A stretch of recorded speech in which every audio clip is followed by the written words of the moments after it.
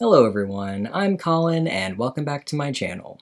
Today I have some hot tea because I do not feel well. My throat kind of hurts, so I can't really tell, but if my voice sounds weird, that's why. You know, I'm in the middle of working on a video about trigger points, and there's another gooberhead doctor I wanted to explore. But no, Anna O'Brien, lipedema influencer extraordinaire, keeps pulling me back in with more and more misinformation. This time she was on the Lipedema Mamas podcast, which is hosted by Sean Bigby and Ashley Fisher, who are both lipedema patients themselves. And I know I'm a little late to the party, but this one took me some time to work through. First of all, let me give my regular disclaimer that I am not a medical professional, just someone who has done a lot of research about lipedema. And as always, if you'd like to see that research, I will refer you to my video essay, The Debate Around This Fat Disorder. I'm sorry it's so long.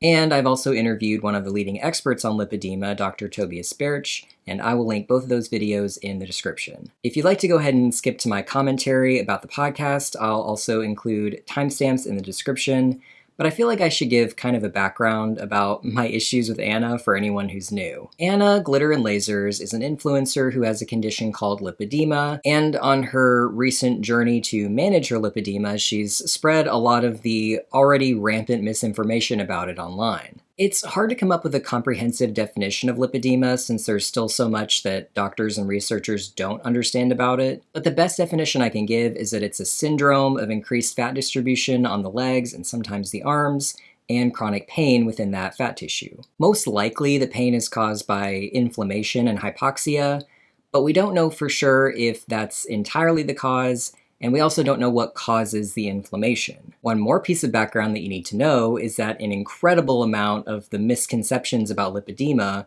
originate with Dr. Karen Herbst, or sometimes her associates like the plastic surgeon Dr. David Amron. Dr. Herbst is considered like the leading lipedema expert in the US, which is terrifying when you actually look at her work and the things she believes. What stands out to me the most about Dr. Herbst, besides her interesting financial connections, is that she seems very quick to expand and contract her definition of lipedema to fit whatever she needs in the moment. We'll get into that more later. And the reason I talk about lipedema so much is because when I looked into it, I became frankly horrified by the state of the research and treatment space, especially in the US. And the more lipedema awareness spreads, the more that misinformation spreads. It's really depressing to think about how many people are fed messages of hopelessness. So-called experts tell these patients they can't lose weight and their condition will continue to worsen over time unless they undergo expensive and time-consuming treatments. My voice may be a drop in the bucket, but I feel like I can't just allow an echo chamber to continue to echo unchallenged. Lately, I have been trying to expand my channel to talk about other forms of medical misinformation, but good old Anna, she always drags me back, kicking and screaming. Okay, so let's talk about the Lipedema Mamas podcast. Like I said, it's hosted by two women with lipedema, Sean and Ashley, and it's about lipedema, just like it says on the tin. I was already vaguely aware of this podcast because I listened to an episode of it featuring Allison Jacobs back when I was doing research on her social media. It sounds creepy when I say it like that, but really I was just interested in learning about her liposuction surgeon, Dr. Amron, who also operated on Anna and Ashley from the podcast. If you're a regular viewer of my channel, you already know about Dr. Amron's reputation. We will be discussing him too. The first thing that struck me about this podcast, literally, were two back-to-back ads. That's how the episode starts.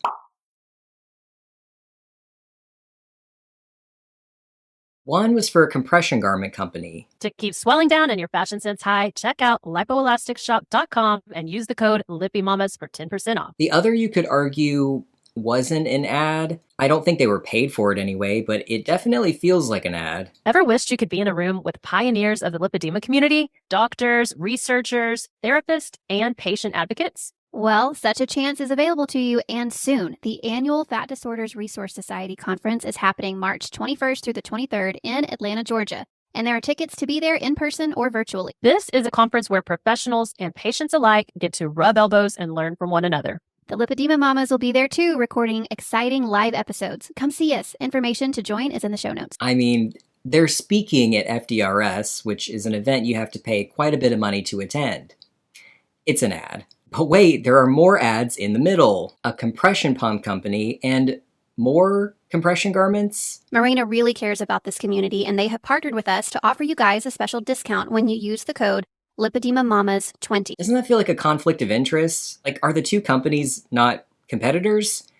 Whatever. I came into this podcast already skeptical, but this just gave me an icky feeling. I can't say I have intense negative feelings about Sean or Ashley. I'm kind of over giving Anna the benefit of the doubt because of her history of lying and lack of respect for others. But as for Sean and Ashley, my opinion of them is based on the few episodes of their podcasts I've listened to and a little bit of their Instagram pages, so I'm sure it's an incomplete opinion. From what I've seen so far, they seem like nice enough people, but I definitely have issues with how they conduct themselves online. This is the same issue I have with Allison Jacobs and the plethora of other lipedema influencers I've talked about. They may talk about their experience with chronic illness, create community, and give each other helpful tips, but that's not all they're doing. They're also advertising GLP-1s, supplements, medical compression, even surgery with Dr. Amron. I don't necessarily have a problem with those things. Well, Dr. Amron's kind of a different story, but generally speaking, those other things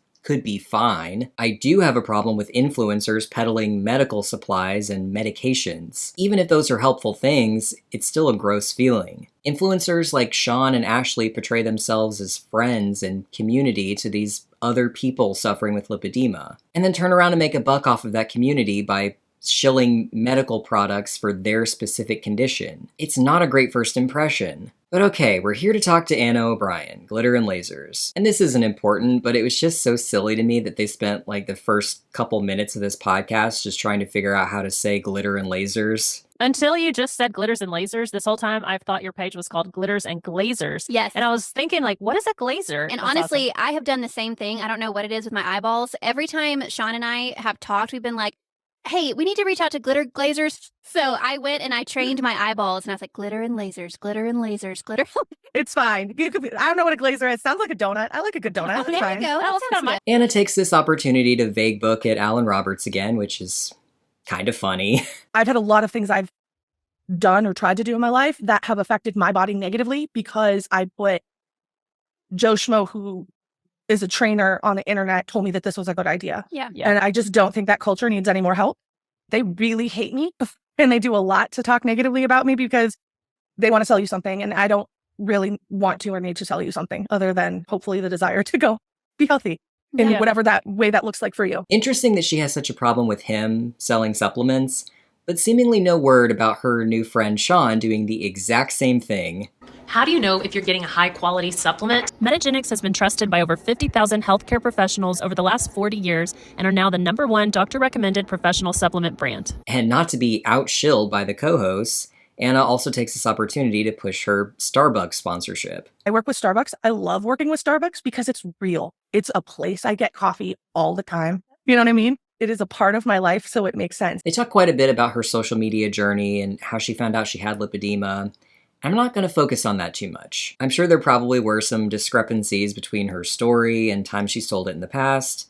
She has a history of doing that kind of thing, and I'm sure there are other people who will point out those discrepancies. But I'm not necessarily here to nitpick Anna. I actually want to focus specifically on the ever-changing lipedema scapegoats. Dr. Herbst and Dr. Amron both play a shifting blame game with what they think causes lipedema symptoms, and that shifting blame game ends up trickling down to their patients. And that doesn't necessarily have to be a bad thing. No one really knows what causes lipedema, so doctors and researchers probably do have to sometimes speculate and just try things. The problem is that Dr. Herbst will wildly speculate and then treat her wild speculations like facts, even if those speculations directly contradict each other. And this podcast is a really good example of how that's impacting the lipedema community in real time. When I saw Dr. Amron during the consult, it just became very clear that my body was so fibrotic that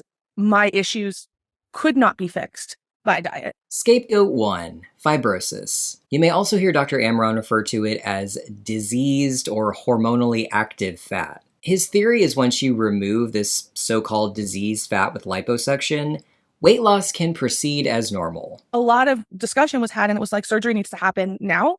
And the hope is that we clear the system and then things can start moving properly and maybe you will lose weight. I don't get my hopes up about that. That is not something I'm focused on because it is a very much we don't know what will happen. Yeah. But there have been a lot of people in the later stages that I have heard from multiple doctors that I'm working with, not just Dr. Amron, but also my doctor in Houston, that have been able to clear all the pathways and all of a sudden their body has normal trajectories to move things around and weight loss does start to happen. And the truth is, we really don't have any evidence behind those claims. One of the most common and worst misconceptions about lipedema is that it's a progressive condition that continues to worsen in stages. And it's absolutely not. Obesity can often worsen over time just because of a continual calorie surplus. And the majority of people diagnosed with lipedema are obese, but lipedema itself does not cause fat to grow spontaneously. That leads into another misconception, which is that lipedema is resistant to diet and exercise. That phrasing is a bit misleading. From what I can tell, lipedema may just be a genetic predisposition to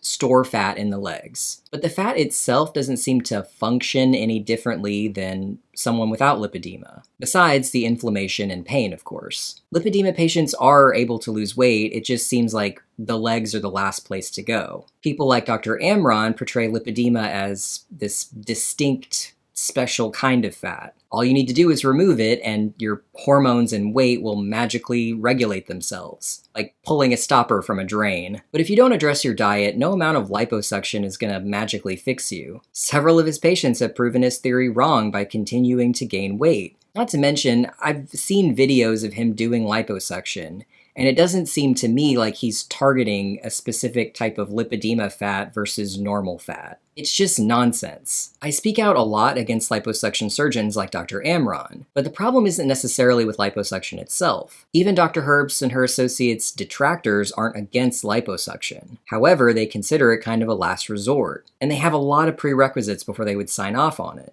including but not limited to maintaining a healthy, stable weight. Liposuction can be part of treatment, but it's certainly not the first thing you try, especially someone of Anna's size. To tell Anna she can't lose weight because of fibrosis or whatever is just deluded, or perhaps a calculated effort to feed into her own delusion and sell her surgery. Maybe.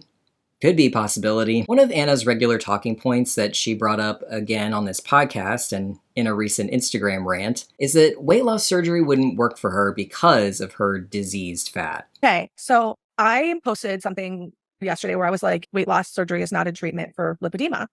And I had a very angry response to that with someone saying, it can help you get towards surgery, blah, blah, blah, blah, blah. The hardest part about that is if you are a later stage patient, someone like my size, and you have all those constricted veins and have all those constricted problems, it is going to exacerbate the problem. Yeah. Because it is not going to solve the fact that those systems are not working. I knew I had seen Anna post something about bariatric surgery recently, but I couldn't find it on her Instagram page, and that's because she actually edited out this part from the post. So thank you to the Reddit for capturing this before she changed it. But it's a reel of her dancing in the pre-op room before her surgery.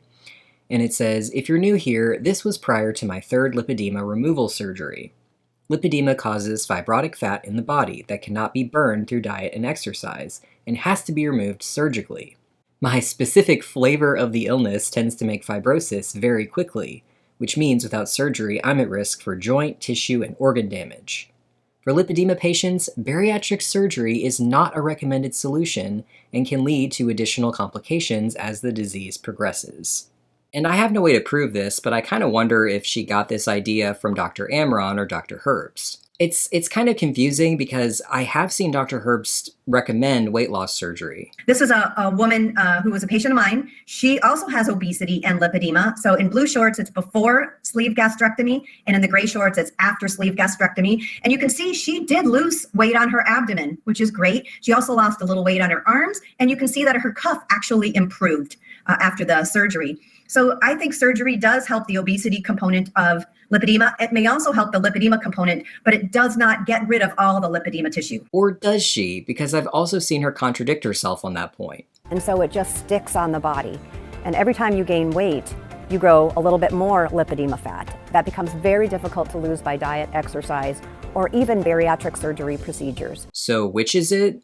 Well, I guess it depends on what's convenient. because that clip where she advised weight loss surgery was in a webinar specifically made to debate against Dr. Birch's international consensus on lipedema. I find Dr. Herbst is a little more willing to say reasonable things when she's kind of forced to reach across the aisle, but when she's talking directly to patients in a video by a compression garment company she works with, all bets are off, in my opinion. So if you're keeping tally at home, that's scapegoat 1, fibrosis or diseased fat. The fascinating thing that doesn't get talked about enough in our community, and I think it predominantly only affects later stage patients, which I think it's maybe why it doesn't get talked about a lot.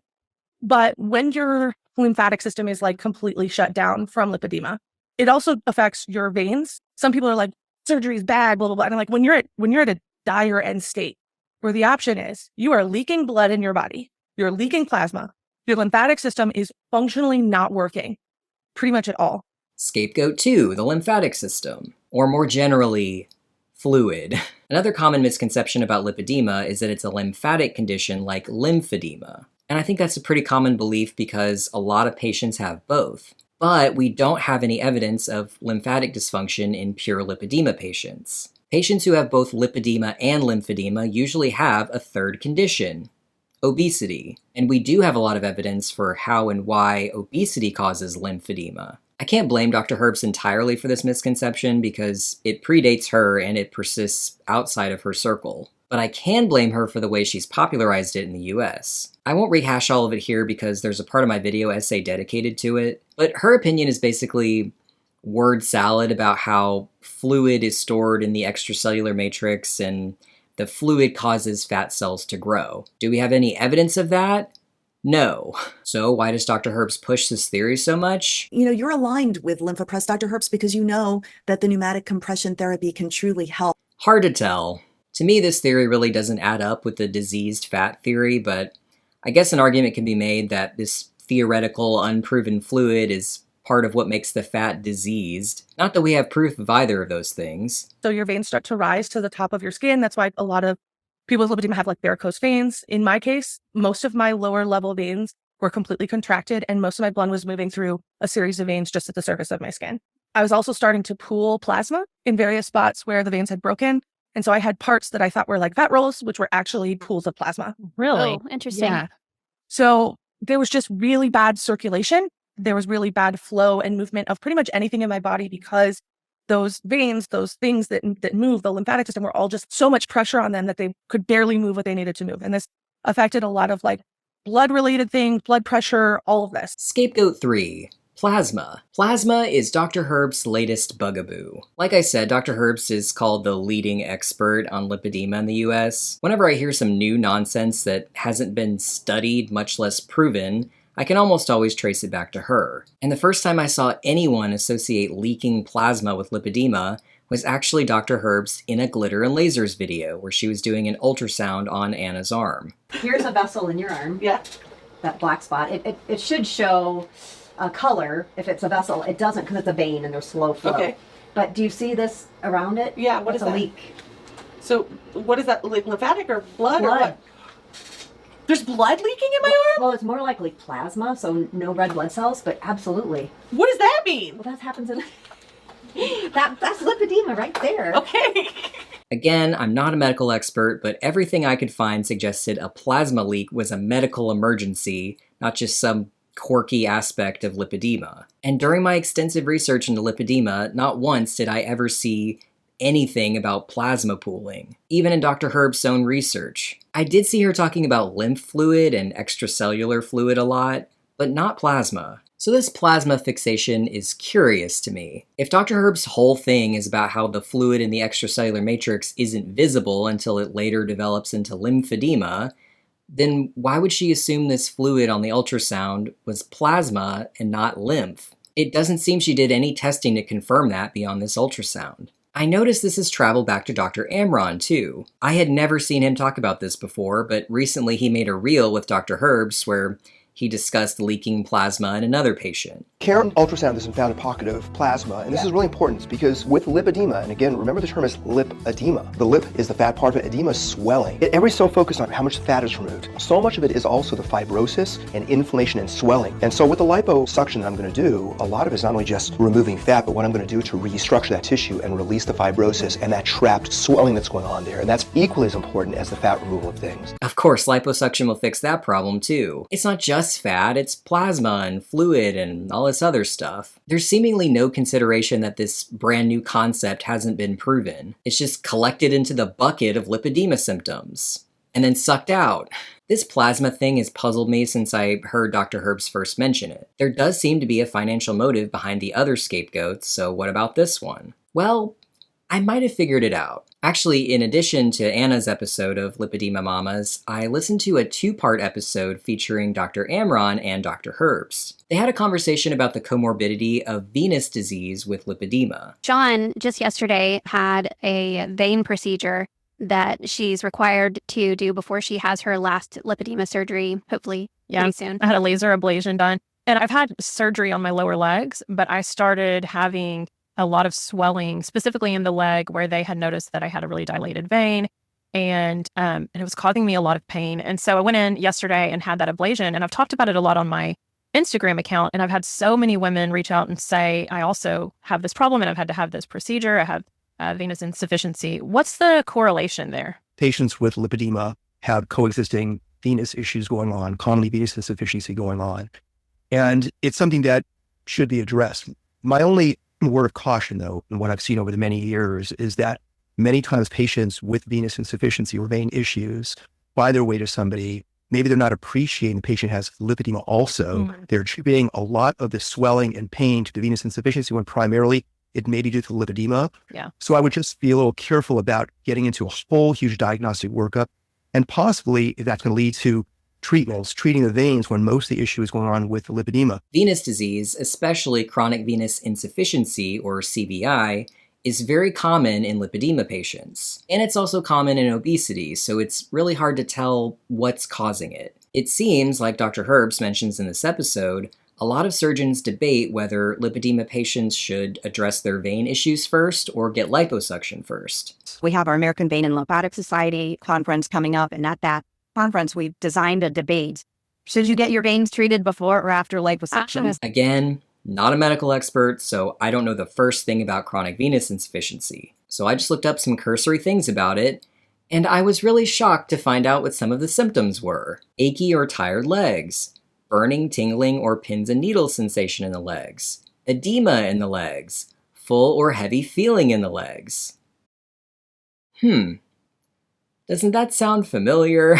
Not only is CVI considered a comorbidity with lipedema, it's also on the list of differential diagnoses, which is why it's extremely important to get an official diagnosis. And Dr. Herbst is absolutely right that there is a debate about whether to treat veins or do liposuction first. I mean, I would argue liposuction isn't medically necessary for quite a few of these patients, but let's just go with it. Unsurprisingly, it seems like a lot of liposuction surgeons advocate for lipo first, and a lot of vascular surgeons advocate for treating the veins first. I generally feel that the lipedema surgery should be done first. Yeah. And that's different than maybe other people feel. They feel like, oh, treat all the veins first and then go do it. I feel differently, but I feel you want to go in, you want to decongest the area, treat fibrosis, release things, improve the hydrostatic pressure in the tissues that's strangling, creating increased venous pressures, and then go back in most patients to treat the venous stuff after the surgeries are done. Imagine that. This kind of debate seems to be pretty common in the medical field, but I do want to play devil's advocate a little bit, especially because I approach this already distrusting a lot of these liposuction surgeons. Since the symptoms of CVI and lipedema are so similar, isn't it possible someone could get their veins treated and then find that their symptoms go away? And isn't there a chance they would decide against getting liposuction after that? I mean, to me, this feels a lot like when Dr. Amron tells his patients that they can't lose weight until they get liposuction. Because if they lose weight on their own, they don't need him. If patients get treatment for their veins and they find their symptoms go away, they might find they don't need him then either. This whole vein disease as part of lipedema thing kind of feels like yet another way of keeping these patients in lipedema world. There are plenty of differential diagnoses for lipedema, things that look like lipedema but aren't. In spite of the very common but unfounded statistic that like 10% of women have lipedema, it's actually very rare. I fully believe a lot of people, especially in the US, have been misdiagnosed with lipedema, especially if they happen to fall within the herb sphere, where anything and everything could be a lipedema symptom. If vein problems are just part of lipedema, why would you seek out a second opinion? I'd met with a primary care physician previously, and we had found I had a lot of different deficiencies and issues. Some autoimmune things came up during that process as well. And so I had treated all of that. Now I was looking at managing my weight. So we put me on a GLP-1 just to see how it did, right? And instantly I just started moving more. And I felt like I got part of my old self back because I had slowly stopped moving over maybe the course of 7 or 8 years to where I was doing much less than I used to do. And that old part of me came back. And I was like, that's weird. It must be because I've lost weight. Because that's what you get. That's the story you get told. When you lose weight, magically life becomes easier and better. And maybe that's not necessarily untrue, but that's what I chalked all of it up to. And that on top of all of the pain that I was experiencing that the GLP-1 was really masking. And that's what we learned. Scapegoat 4, inflammation. Anna only mentions Wegovy briefly in this podcast, but this is something I've talked about extensively before. Lately, a whole bunch of lipedema patients have talked about using GLP-1s for inflammation. And while there is some evidence that GLP-1s can help with inflammation, I don't think that it's commonly prescribed for that. Right now, mostly GLP-1s are prescribed for diabetes and weight loss. I think right now, if they were prescribed for inflammation, it would be an off-label use. So why all this focus on inflammation? Well, it starts with Dr. Herbst, of course. I talked about this in a recent video where Dr. Herbst made an argument on a webinar with patients that GLP-1s could treat inflammation and cause the fat cells to shrink. People in the audience want to know what your thoughts are on GLP-1 medications for lipedema, Dr. Herbst. I prescribe them all the time. They're really great anti-inflammatories. So let's say that pale ginger pear is living at a 7, and that's just causing, issues. It's causing fat to grow more so than it should. Now she's down to a 4. Well, she's now noticing that her fat's not getting that signal to grow anymore. So she's swelling less and yada, yada down the line. It is a very potent anti-inflammatory. And that's so dumb. I mean, inflammation is one of the few things that Dr. Herbst's associates and their detractors like Dr. Birch can agree on. Lipedema patients probably do experience pain because of inflammation, but Dr. Herbst takes this to a completely different level. She's implying that inflammation is what causes lipedema cells to grow, and we really just don't have any evidence of that. What are the odds that all these people are losing weight because of the anti-inflammatory aspect and not because Wegovy is doing what Wegovy is supposed to do? You know how it reduces your appetite? Like, it just feels dumb. So Dr. Herbst says inflammation causes fat cells to grow. Okay, but which is it then? Is it inflammation or is it fluid in the cells? Or is it plasma? I guess it's just everything. Actually, speaking of inflammation, let's go back to those episodes of Lipedema Mamas that Dr. Herbst was on. What is it exactly, or do we know exactly what it is in these injections that is specifically pinpointing inflammation? Do we know what it is that's targeting that? I think it all happened in the brain. It's all through the gut hormones, and the gut is linked directly to the brain through neurons. So it changes the way the body functions. It changes it from storing fat, because your inflammation basically tells you you're sick, you better store fat. Whereas now the brain says, hey, we're doing great, get rid of all that stuff. Interesting. Just quiets everything down. And I think if you look, I like to look at other diseases and use what we know there and apply it to lipedema. And what I know is from work in diabetes, and there are major differences between the two, which you can figure out if you compare. But in diabetes is a vascular disease. I think lipedema is a vascular disease. And where do your mast cells like to hang out? Around your blood vessels. And so we see leaky blood vessels. And from work out of Vienna, we know there's some sort of inflammatory mediator that's causing them to leak. With the GLP-1s, you are calming down your mast cells, which surround every single little vessel you have, until you're not leaking anymore. Bam, your inflammation goes down. What is the issue? Is it connective tissue? Is it inflammation? Is it veins? Is it lymphatics? It doesn't make any sense. You just said that you think of lipedema as a vascular disease, but I'm wondering if the vascular component comes as a secondary phenomenon to the connective tissue weakness. So I think of it as a connective tissue disease where there's looseness, connective tissue, lack of intelligence. I'm the one who coined lipedema as a loose connective disease in the standard of care. So I too would totally agree with you, but I think that inflammation plays a huge role in the development of lipedema. It's crazy. Even Dr. Herbst is basically calling her on her shit and she has to backpedal to try to explain it. I have hypermobile EDS. I don't have lipedema. I have mast cell. I don't have lipedema. What is the difference between us? Why didn't I develop lipedema? And maybe I will develop lipedema when I'm 70 or 80. Maybe I'm going to be one of those. Huh. Well, that is strange. I've heard Dr. Herbst make the connection between lipedema and mast cell activation syndrome before, but this was the first time I'd ever heard her say that she has it, which is curious because she also famously made the connection between lipedema and hypermobile EDS, and she also has EDS. What is going on here? Like, I don't even know what to say to that because it just shocked me. Maybe she coincidentally does have these conditions and they are comorbid with lipedema, but we can't ignore that she's the only one that's making these connections. In my interview with Dr. Baird, she called hypermobile EDS the Herbst symptom because, yeah, pretty much no other researchers are making this connection. I explored her research into this, heavy air quotes if you're just listening, and there's really not much there. Once again, it's a lot of speculation without confirmation. I don't know.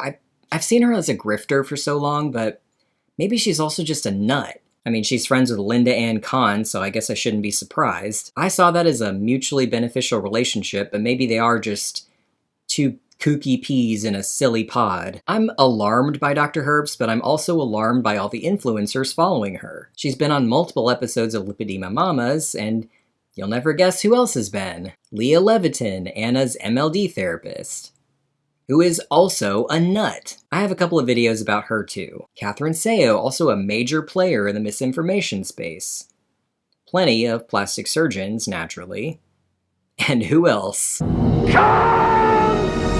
Like, how is this happening? How are these people considered experts? I am losing my mind. And this Lipedema Mamas podcast also just feels so eerie to me. Shiny, friendly mom influencers promoting garbage, unsupported research that seems constructed to sell them things that might not help and may even make their condition worse, while they in turn sell these things to their suffering followers. I started this channel because I was irritated by misinformation surrounding weight loss and nutrition. I'm not an expert in either of those things either, but I have lost a lot of weight. I know enough to know that Anna in particular causes a lot of harm with her social media. Part of the reason I talk about her so much is because I relate to her so much. I used to be obese and I didn't understand why. I was deluded into thinking that I was just fat because of genetics or the fact that I didn't exercise enough. There are doctors out there who buy into the fat acceptance or health at every size pseudoscience, and that's scary to me too. Anna herself has talked about doctor shopping until she found someone who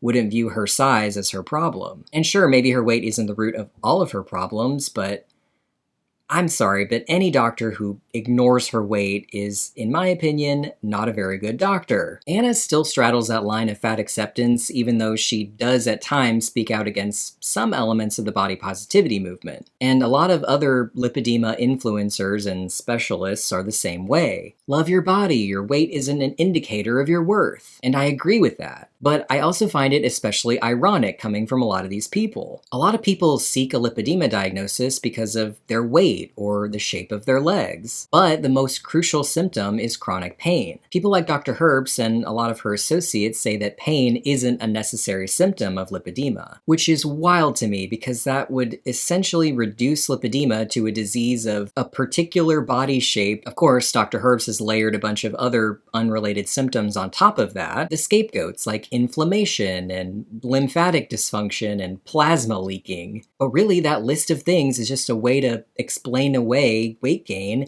as anything but a calorie surplus. Because the root of all of that is the desire to portray obese lipedema patients as different than other overweight people. As a later stage patient, you might feel like this weight doesn't make sense. And I want to give you the grace and say, it doesn't make sense. And the reason is because you have a condition.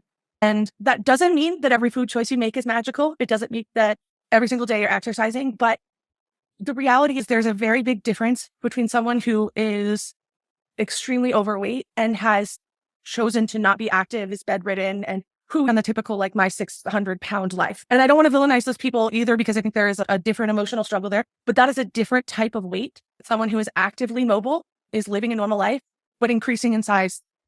The caloric intake you would have to maintain and the lack of movement you would have to do to gain that weight it just doesn't add up. Every doctor I saw said it doesn't add up. And I think if your doctor isn't listening to that, then maybe it's time to find somebody new, because I just feel like there's this like huge villainization of people in bigger bodies. And I have seen too many women who are active and lovely and doing a lot. Some women, I met a woman who was like a farmer. And I'm like, this woman is doing farm chores every day. There's no way this woman is like sitting around eating. She's got to take care of her farm. I was both shocked and disgusted to hear Anna talk about people this way. But it happens so much in this community. Well, it doesn't make sense that I'm overweight because I don't sit around and eat all day, which would imply that all other fat people are just lazy gluttons, right? And to hear Anna say that people on My 600-Pound Life have a different emotional struggle than her was just wild to me too. Because she has openly talked about her struggle with emotional binging in the past. Every time something good happened in my life, I would celebrate it with food. And every time something bad happened in my life, I would celebrate it with food. And every time I was stressed out, I would deal with it with food. Like, it became this pattern of, oh, I feel an emotion, I will eat something not good for me. So it became this weird cycle where I couldn't separate my emotions from eating. Like, I totally failed. And so, like, I totally let so many things go, right? I did not calorie count. I ate crap. I ate a lot of crap. I cried over a sheet cake. I'm not going to pretend like that didn't happen. I 100% bought a sheet cake and cried over it. Sheet caking is one might refer to it. Maybe she doesn't feel like she binges anymore, but from personal experience, it's really easy to underestimate how much you're eating. When I was bigger, I didn't think I ate much either, until I actually started tracking my calories. The truth was, I didn't think about how many calories my daily sodas had, or my fancy coffees. I didn't think the multiple fast food meals I had every week added up that much. I didn't even remember the handfuls of M&Ms I would eat while I was making dinner. And it's also really annoying how many people perpetuate the idea that if you want to lose weight, you have to bust your ass in the gym. I used to have that misconception too, and I'm gonna be real with you. I hate structured exercise. I love a walk, I love a hike, but you will not catch me in a gym. And when I finally decided I wanted to lose weight, it was really depressing and daunting because I thought I needed to work out like several hours a day. And I was so relieved to find out that I didn't need to do that. I just needed to track my calories. The only exercise I really do is walk, and I've lost 60 pounds. The people who say maintenance is harder are right, and I have gained a few pounds back. But the key is knowing that it's all within my own control. I love knowing that however many mistakes I make, I know how to get back on track. It's a really freeing feeling. All right, sorry about my soapbox, but this stuff really just gets me heated. I guess because I see myself in it, you know? I've been wrong about a lot of things and had a lot of misconceptions. I feel like a lot of people internalize the message that it's never okay to be wrong sometimes. You know, like it's never okay to change your mind when you have new information. So I'm here to tell you, if you want to lose weight, you can. And I started this channel because I hated that there were people like Anna out there spreading misinformation about how exercise was making her lose weight and not the Wegovy that she was secretly taking. And then when Anna felt like Wegovy didn't work for her anymore, she found a new scapegoat. Lipedema, or her rare obesity genes as told to her by Dr. Herbst. Come to find out, according to Dr. Herbst, a lot of lipedema patients have their own set of unique genes. How convenient. I don't think anyone has rare obesity genes that defy physics. People like Dr. Herbst feed their patients this excuse for their weight. How their weight couldn't be their fault because they're not like those lazy, gluttonous people, right? And you're not on GLP-1s to lose weight like them. It's just that you have inflammation. It's just a really gross way to view other overweight people. Because obesity is all about what you eat, no matter who you are or what conditions you have. I've said before, and I'll say again, that I feel like this boom in lipedema diagnoses really somewhat stems from obese people being ashamed of being obese. And yeah, a lot of medical professionals perpetuate that shame, and that sucks. It just makes these patients prime victims for these other medical professionals who tell them what they want to hear just so they can make a buck off of them. It's really sickening. Oh, and we can't forget FDRS. That's the event Sean and Ashley advertised at the beginning of the episode. This is like the red carpet event for lipedema. There's an obligatory nod towards other fat disorders at this conference, like Durkheim's disease, but let's be real. This is a lipedema conference. Well, more accurately, based on the sponsors and the speakers, this is a liposuction conference. And I briefly talked about this in my long lipedema video, but This event creeps me out way more than the influencers or the patient webinars. This whole event, which is not cheap to attend by the way, is just a sales pitch. In my opinion, there's really no other way to look at it. The whole reason it became this way is because of Felicity Daftar. She's a wealthy philanthropist who also has been diagnosed with lipedema herself. Honestly, she's one of the main reasons everything has gotten so messed up, in my opinion, because she's the one who funded a lot of Dr. Herbst's research. She's been heavily involved with FDRS, and she invited Dr. Herbst and her associates to this conference several years ago to create the standard of care for lipedema. And there are doctors and researchers giving talks, but this is also largely a social event. Where else do you see doctors rubbing elbows with their patients like this? It's at the very least weird, and at the very most, kind of sinister, in my opinion. Okay, folks, if you made it this far, thank you so much for watching. I'll be back at some point to talk about, well, other things, hopefully. If you like my content, don't forget to like, comment, and subscribe, and I will see you next time.